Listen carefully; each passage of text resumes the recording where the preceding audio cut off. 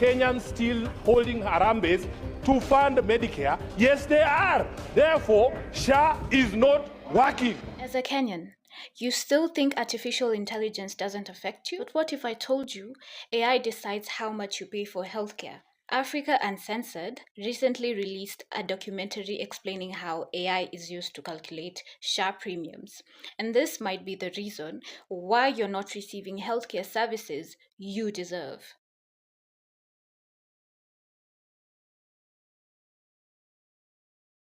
But first, we have to understand AI and how it gets its information. Now, the goal of AI is for machines or computers to perform tasks that normally require human intelligence. So, let's say accounting as an example.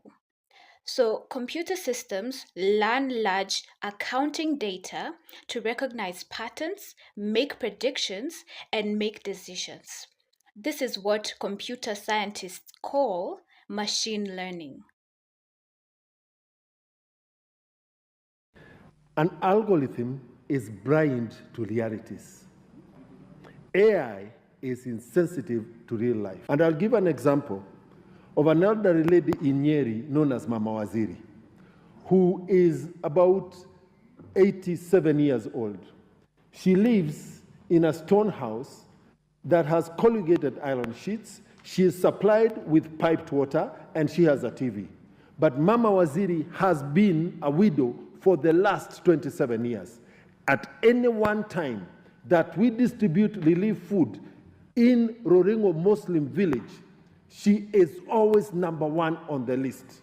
How will this algorithm capture the reality of Mama Waziri's life despite the appearance of her dwellings? And that's a great point Mheshimiwa raises, because how does living in a stone house or having tap water put you above the poverty line? This is what is known as an algorithmic bias, or more specifically, a proxy bias, where the system assumes that owning a smartphone or living in a stone house is a sign of wealth. The documentary also highlights another type of bias, the measurement bias. This is where the system does not use actual income, but uses proxies or substitutes, like smartphone ownership or area of residence, to calculate your income. So why do wealthier people pay lower premiums than less privileged people?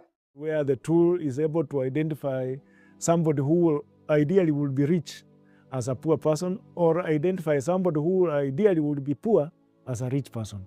In statistics, we call them type 1 and type 2 errors. One of the things we were trying to avoid is a situation where